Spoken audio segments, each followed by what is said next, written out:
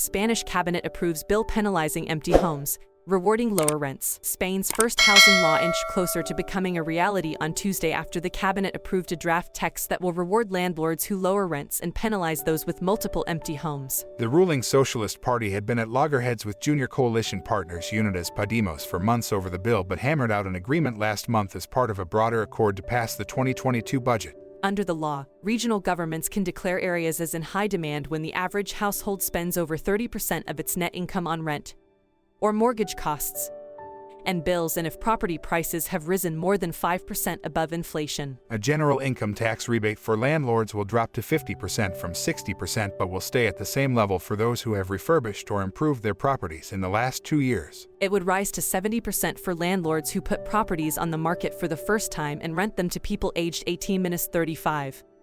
Or who make their properties available for state-subsidized social housing. In high-demand areas, landlords who drop rent by at least 5% from their previous contract will qualify for a rebate of 90%. In a bid to clamp down on consistently empty properties, people who own more than 4 homes will face higher property taxes if one or more of their homes remain continuously uninhabited for 2 years, barring refurbishment works and other exceptions. With social housing representing less than 2% of all homes according to the OECD.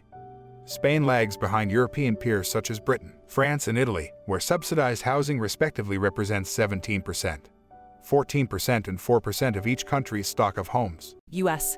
consumers gear up to hit the road in foreign destinations. U.S.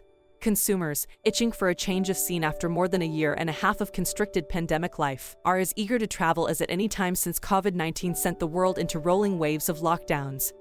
And now a record number of Americans plan to get out of the country in the next 6 months. Nearly 48% of consumers plan a vacation in the next half year.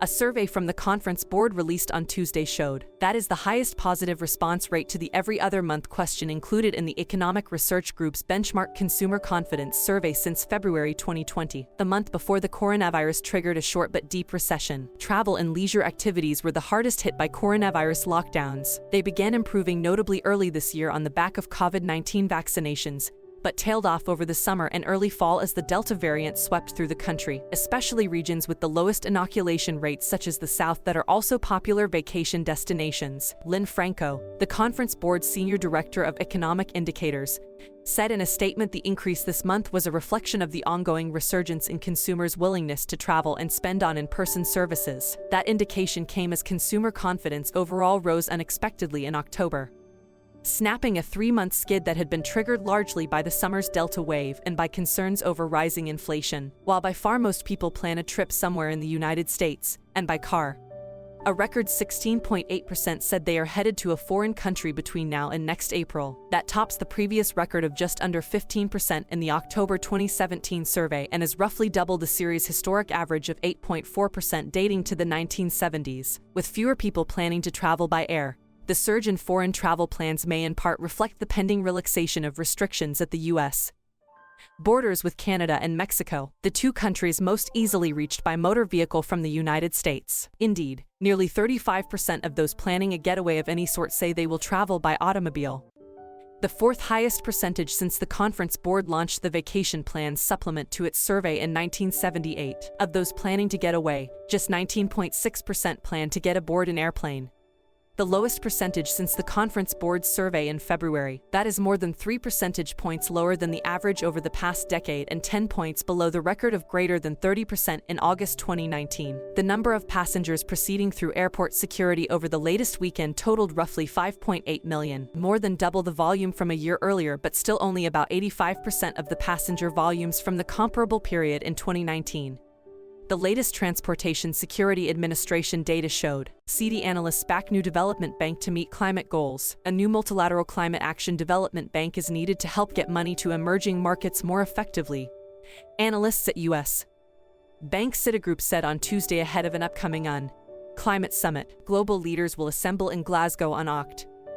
31 for the 26 Colombian pesos UN Climate Summit. https://www.reuters.com/subjects/FOCUS Climate Change, aiming to thrash out more ambitious plans to cap global warming and agree the funding needed to help accelerate the planet's shift towards a lower carbon economy. Under the Paris Climate Agreement, developed countries have promised at least $100 billion annually to help address the climate financing needs of developing countries, while the summit itself hopes to help mobilize trillions in private sector finance towards climate investments. Calling for a so-called Climate Action Development Bank, CEDI proposed a new global institution dedicated to financing lower carbon developments.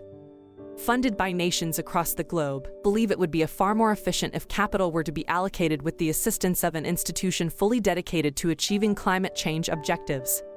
The CEDI authors said such a bank could work together with other development banks, such as the World Bank, the African Development Bank, and the European Bank for Reconstruction and Development, to coordinate climate action facilities and other goals. It could further help harness trillions of private sector investments by adopting a blended finance approach, or public-private deals backed by government-financed institutions, and thereby reduce the risks and barriers for investors to back projects, particularly in emerging economies. World business leaders also hope for a deal at the summit to resolve issues that have hindered use of carbon pricing to cut worldwide emissions. They look to boost the role companies play in slowing global warming, to stand any chance of staying within a 1.5 degrees Celsius temperature increase.